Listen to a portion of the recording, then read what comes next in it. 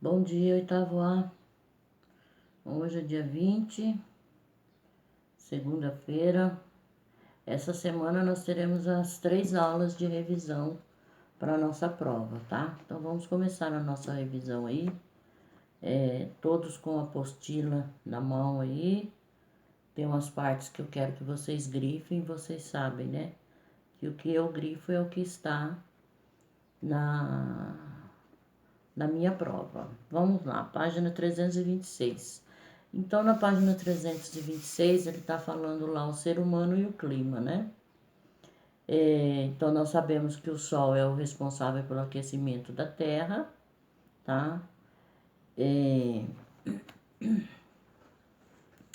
e tem aí alguns efeitos, né?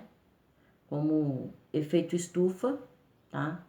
E nós sabemos que o efeito estufa acontece pela emissão da radiação por meio de ondas eletromagnéticas que se deslocam pelo vácuo e se apresentam como raios ultravioleta, que é o que nós recebemos, né?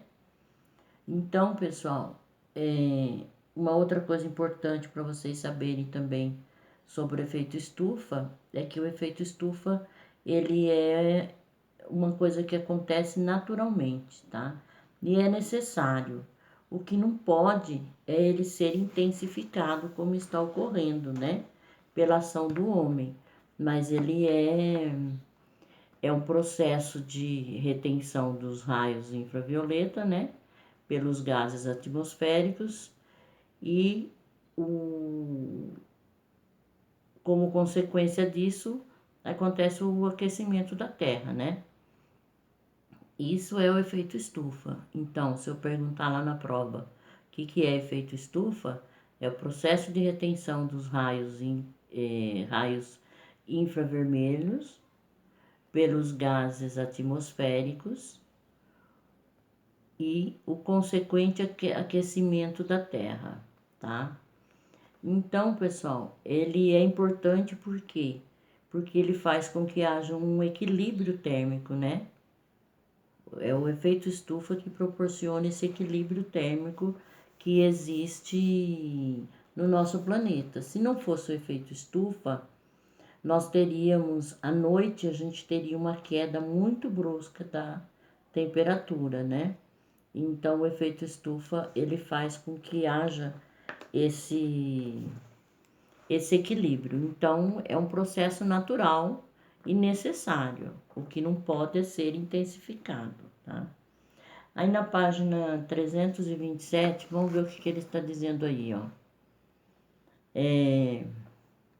Ao atingir a atmosfera terrestre, cerca de 30% da radiação é refletida e direcionada ao espaço. O restante atravessa a atmosfera, que é transparente para a passagem das ondas de comprimento curto, o que é refletido ou absorvido pelas nuvens, chega à superfície terrestre. Tem aí, né, um esquema da entrada e saída da radiação da Terra, né? Então vocês estão vendo aí o Sol, né? À direita aí tem uma foto aí. O Sol, aí ele incide a radiação sobre o planeta Terra, né? Essa radiação vai aquecer a Terra e reflete novamente, tá? E ele volta, parte dele volta, né? Aí ele diz lá: ao incidir sobre os continentes e o oceano, a maior parte da radiação solar é absorvida.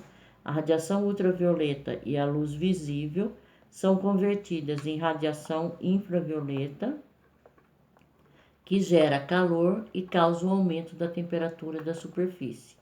Ao se refletir, a radiação infravermelha segue em direção ao espaço. Parte dela, no entanto, encontra gases atmosféricos capazes de absorvê-la. Esses gases irradiam, então, os raios infravioleta para todas as direções, inclusive de volta à Terra. Em virtude dessa interação, a radiação fica retida por mais tempo, causando o aquecimento da atmosfera até que retorne ao espaço. Aí tem esse outro parágrafo aí, pessoal, que eu quero que vocês grifem, tá? onde ele está explicando aí o que é realmente o efeito estufa, a definição de efeito estufa, tá lá. O processo, então a partir daí vocês vão grifar, o processo de retenção dos raios infravermelhos pelos gases atmosféricos e consequente aquecimento da Terra é o que chamamos de efeito estufa.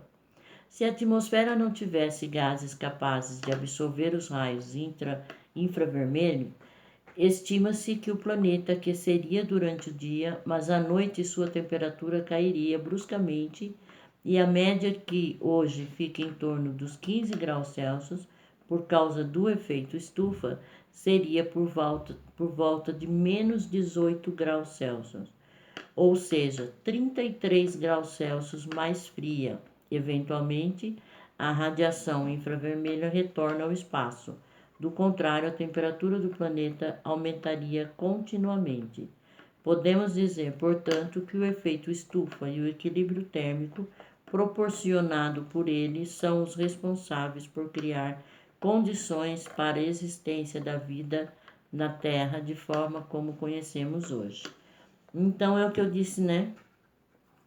Se não ocorresse esse efeito estufa, à noite iria cair bruscamente a temperatura. Então seria, o que ele está dizendo aí, por volta de menos 18 graus Celsius. Porque não haveria retenção desses raios, né? Então aí à noite, não havendo a retenção desses raios, à noite iria cair muito. Então não seria possível a existência de vida na Terra. Então, esses dois últimos parágrafos aí da página 327, vocês podem grifar, tá? Aí tem lá um esquema, né? Tem o Sol, aí os raios atravessam a atmosfera, chega na Terra, né?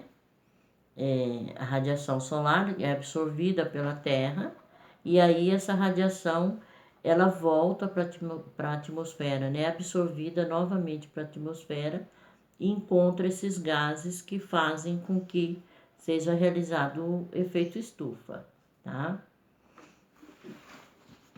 Então vamos ver uma outra parte aí.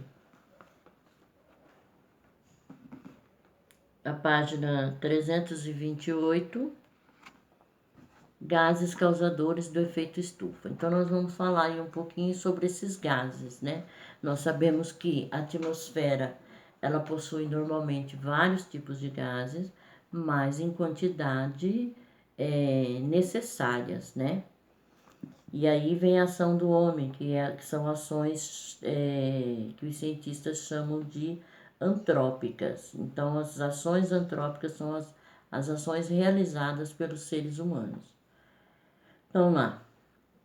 A atmosfera é composta de diversos gases. Alguns deles são capazes de absorver parte do calor emitido pela superfície terrestre, dificultando a dispersão de calor e contribuindo para o efeito estufa.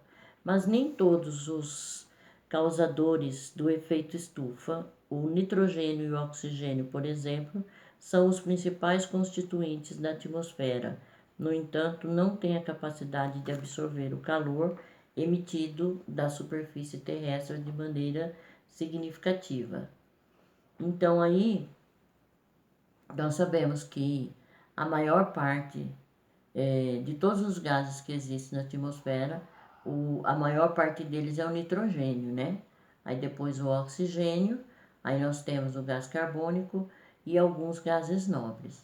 Mas temos aí as ações antrópicas, que são as ações causadas pelo homem, né, realizadas pelo homem, que vai intensificar esses gases e, além de intensificar esses gases, também promovem outros gases, e esses vão fazer com que a intensidade do efeito estufa seja muito maior do que o normal. Então vamos ver os gases aí. Página 239. Vapor de água. A água no estado gasoso de vapor é o tipo de gás do efeito estufa que absorve a maior quantidade de raios infravermelhos.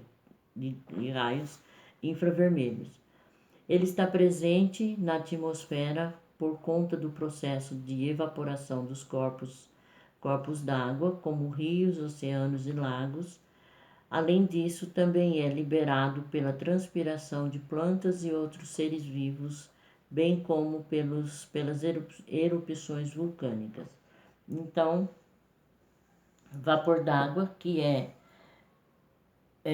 esses gases do vapor d'água são gases necessários, né?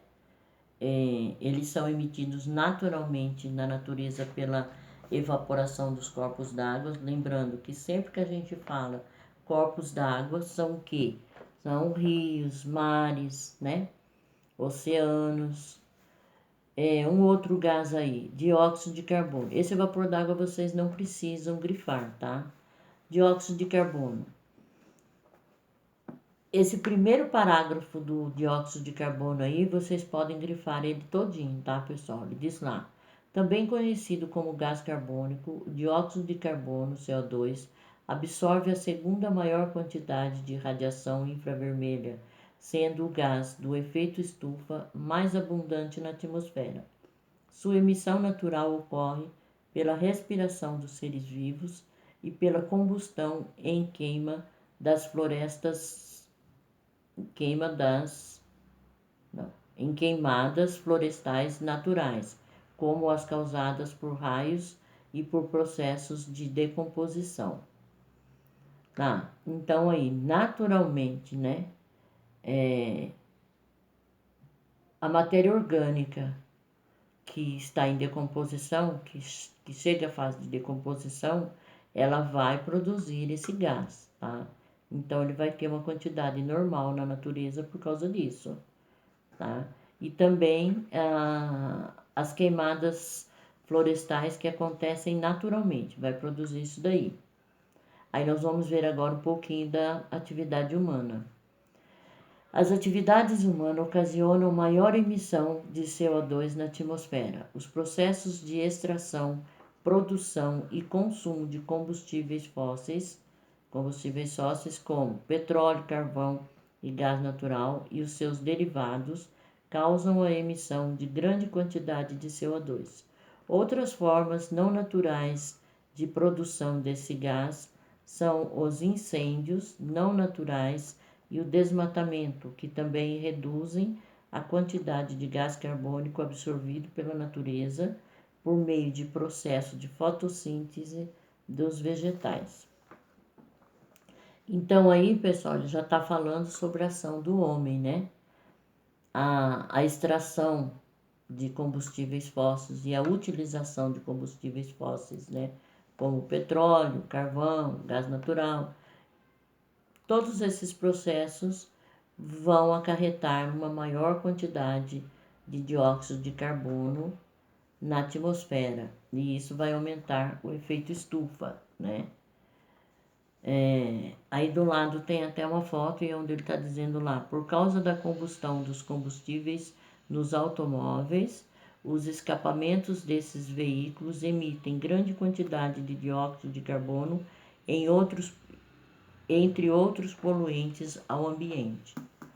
Só que isso nós sabemos que hoje em dia os carros já não emitem tanto, né? Por causa daqueles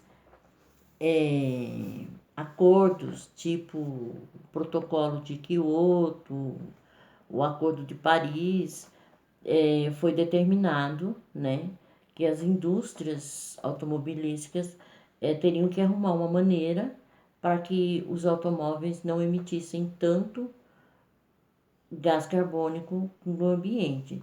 Então, hoje em dia, existe os carros mais novos, né, tem essa ferramenta que faz com que ele não emita tanto gás, né, emite bem pouco.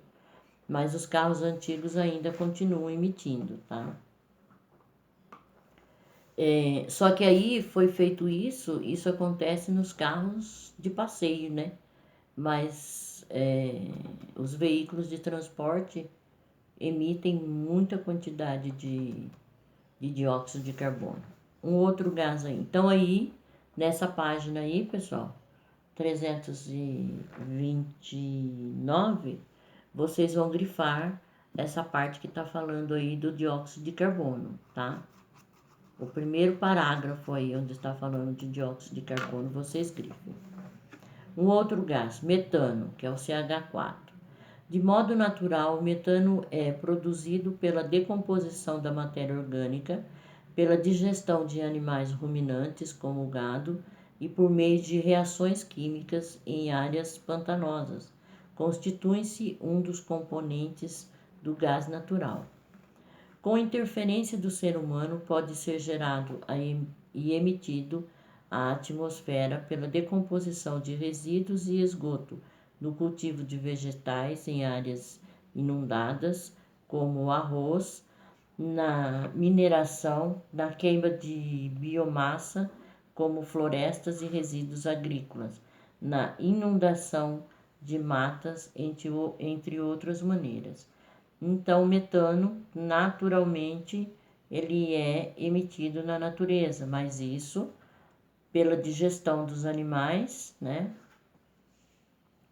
Por reações químicas em áreas pantanosas, tem até aí área inundada para a plantação de arroz, né?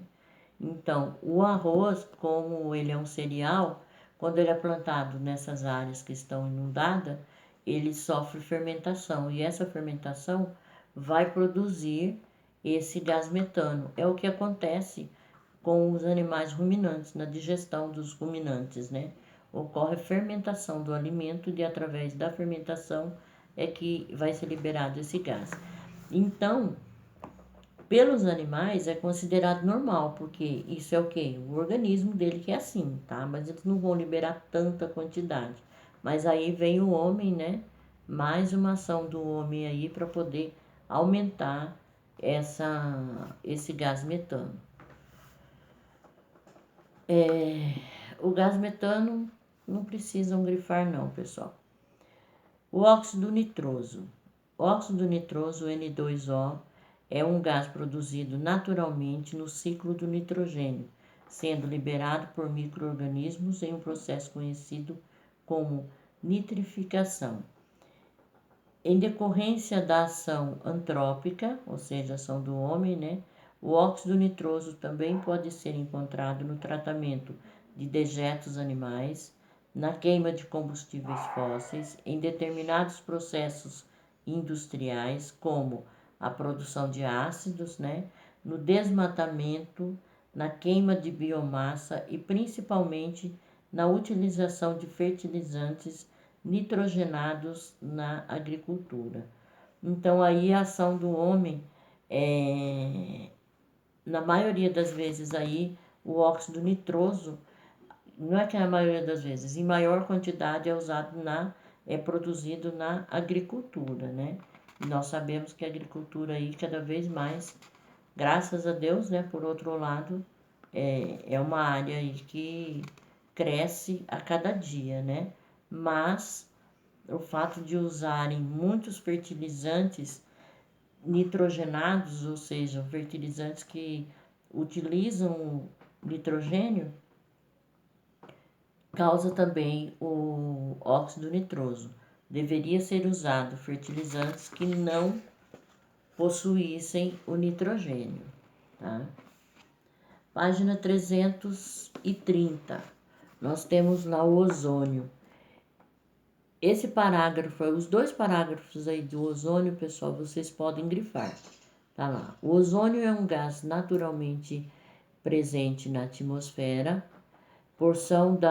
na estratosfera, porção da atmosfera, que forma uma camada protetora para os seres vivos, a conhecida camada de ozônio, responsável por filtrar a radiação ultravioleta incidida pelo Sol sobre o planeta. Nesse local, ele não é considerado um gás de efeito estufa, mas na troposfera, porção atmosférica mais próxima à superfície terrestre, ele é visto como um gás do efeito estufa, além de ser tóxico ao ser humano. Na troposfera, o ozônio pode ser formado pela combustão de combustíveis fósseis, por incêndios florestais e pelo uso de determinados solventes. Esses solventes que ele diz, pessoal, são solventes que também é usado em fertilizantes e indústrias, tá?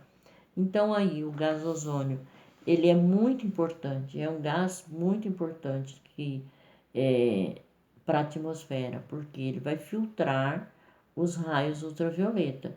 Se não fosse o ozônio, nós sabemos que o planeta iria esquentar cada vez mais, né? Tá? Ele ia esquentar cada vez mais. Então, ele é muito importante. Tanto que existe, acho que vocês já ouviram falar, tem um buraco na camada de ozônio, ou seja, esse buraco na camada de ozônio, que os cientistas dizem que cada vez mais está aumentando, ele dificulta essa filtragem do ozônio dos raios infravermelhos, tá? Então, o ozônio, vocês podem grifar aí esses dois parágrafos, tá? Só que aí vem, né? Lá, tem até ali do lado. Os incêndios florestais liberam gás ozônio tóxico aos seres humanos. E por incrível que pareça, né, o ser humano continua com queimadas, né? A gente vê queimadas urbanas, é proibido em qualquer época do ano a queimada urbana, mas ainda tem gente que ainda tem a mania, né, de queimar o lixo do quintal. Isso não deve ser feito, tá? É uma das ações que a gente tem que combater e que é possível a gente combater. Então nós temos que estar sempre alerta em relação a isso. Ah, mas é meu vizinho, não posso denunciar. Tem que denunciar sim, entendeu? Tem que denunciar, porque não pode. Daí, a partir do momento que mexer no bolso, que ele levar uma multa, aí ele vai parar de fazer isso, porque realmente é prejudicial ao meio ambiente, tá? Um outro gás aí, clorofluorcarbonos, que é o que? O cloro, o flúor e o carbono. Então, são três gases que estão juntos, né? Vamos ver lá o que eles dizem. Os clorofluorcarbonos são, na realidade, um conjunto de gases que contém cloro, flúor e carbono em uma composição. Não são gases naturais da atmosfera, sendo sintetizados pelo ser humano para utilização em aparelhos de refrigeração, como geladeiras e aparelhos de ar-condicionado. Apresentam também outros usos comerciais presentes em aerosóis e emitidos na produção de espuma. Os clorofluorcarbonos são capazes de reagir com o ozônio presente na estratosfera, danificando a camada de ozônio. Então, aí é que está, né? O buraco negro na camada de ozônio. Da onde? Mais uma vez, pessoal, eu comentei com vocês sobre o protocolo entre os países, né, protocolo de Kyoto, aonde os países se comprometeram em tirar de circulação esses eletrodomésticos que utilizavam esses clorofluorcarbono, tá? O exemplo, acho que mais fácil que tem, o que realmente mais utilizado, foi o exemplo assim que hoje em dia todo mundo acho que tem geladeira que não precisa mais descongelar, né? Então, quando tinha aquela outra geladeira que fazia aquele gelo, aquela quantidade enorme de gelo no congelador, estava presente ali o clorofluorcarbono. Hoje em dia as geladeiras não precisam mais, não formam esse tipo de gelo, porque não é usado no sistema mais o clorofluorcarbono, tá? Para substituir os clorofluorcarbonos, foram sintetizados os HFCS, que tem em sua composição hidrogênio, flúor e carbono. Assim como os CFC, esses gases são capazes de reter grande quantidade de radiação infravermelha irradiada da Terra. Eles não causam danos à camada de ozônio, mas provocam elevado impacto ao sistema climático global. Ou seja, substituiu né? Não vai atacar mais a camada de ozônio, mas vai ter um impacto, né, no clima, tá? Tem aí aerosol, a fonte de emissão de gases. Então, todo e qualquer produto em forma de aerosol, pessoal, utiliza esse gás clorofluorcarbono, tá? Então, é assim, o homem está tentando, né? Mas ainda não conseguimos retirar todos esses produtos que são, que causam esses danos à natureza. Pessoal, na próxima aula a gente continua essa revisão aí, tá? Por hoje é só. Sim, não esqueçam de gravar aí sobre o gás ozônio, podem grifar. E esse outro parágrafo aí, o clorofluorcarbono todinho, toda essa parte que tá falando sobre clorofluorcarbono, vocês grifem também, tá? Até a próxima aula, pessoal. Beijo a todos.